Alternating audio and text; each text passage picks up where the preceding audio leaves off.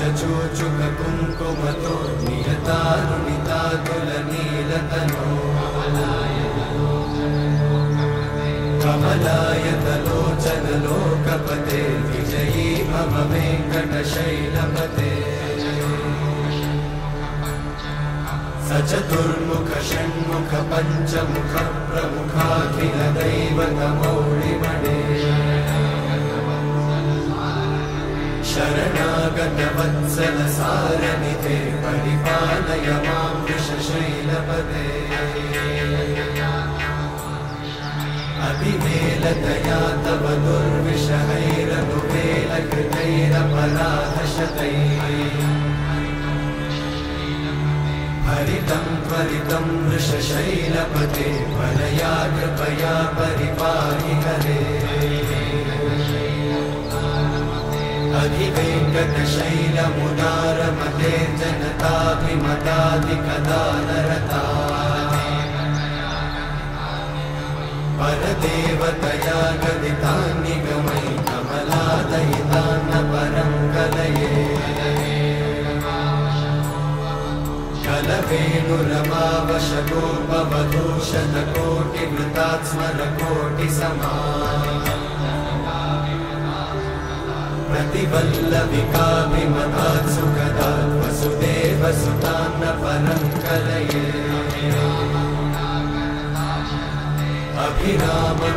अभिरामगुणाकरदाशरथे जगदेकधनुर्धरधीरमते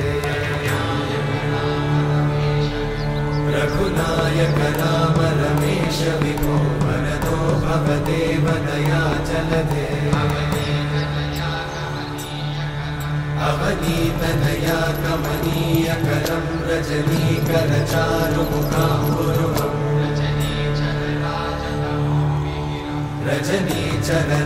रजनीचरराजतमोमिहिरं महनीयमहं रघुराममये सुमुखं सुहृदं सुलभं सुखदं स्वनुजं च सुखाय ममोघशरम् अपहाय रघुत्वहमन्यमहं न कथञ्चन जातु भजे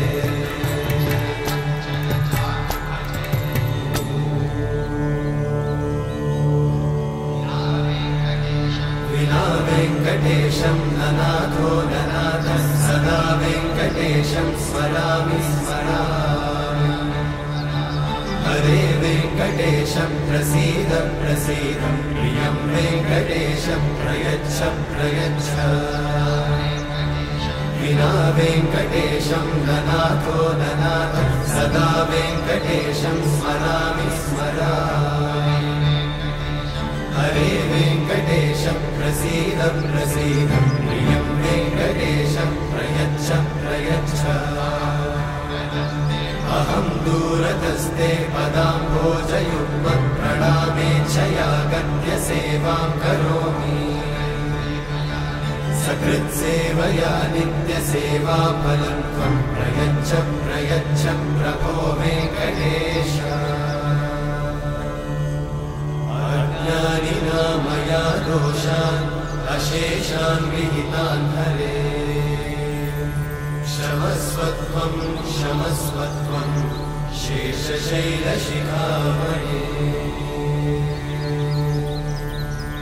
अज्ञानिना मया दोषान्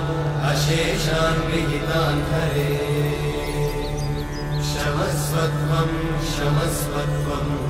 शेषशैलशिखामणे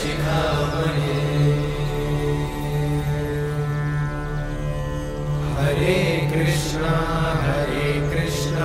कृष्ण कृष्ण हरे हरे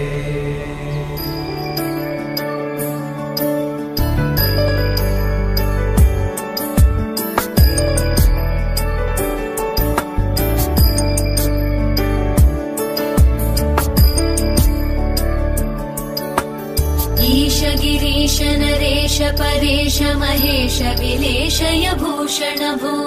साम्ब सदा शिव शम्भो शङ्कर शरणं मे तव चरणयुगम्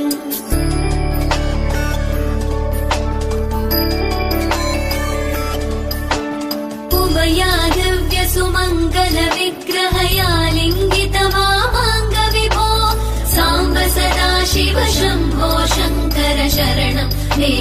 चरणयुगम्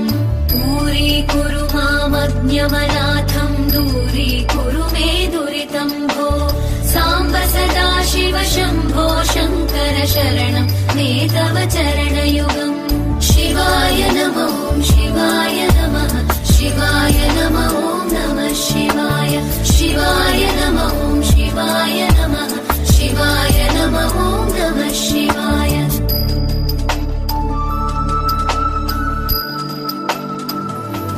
भगवन् भर्गभयापह भूतपदे भूतिभूषिताङ्ग विभो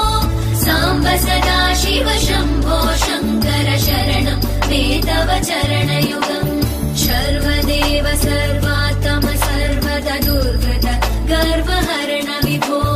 साम्ब सदा शिव शम्भो शङ्कर शरणम् मे तव चरणयुगम् शिवाय नमो शिवाय नमः शिवाय नमो नमः शिवाय शिवाय नमो शिवाय नमः शिवाय नमो नमः शिवाय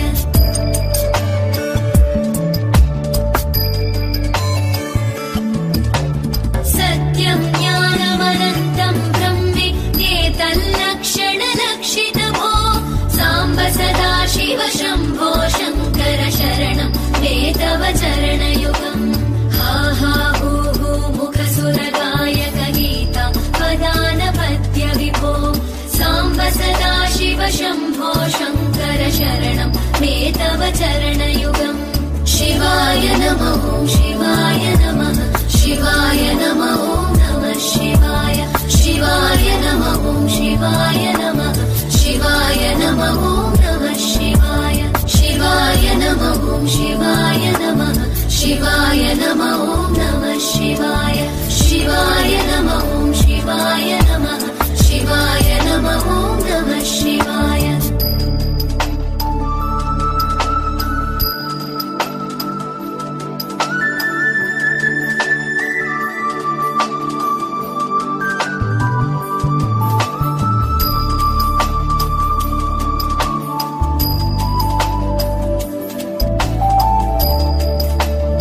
धन्यवाद।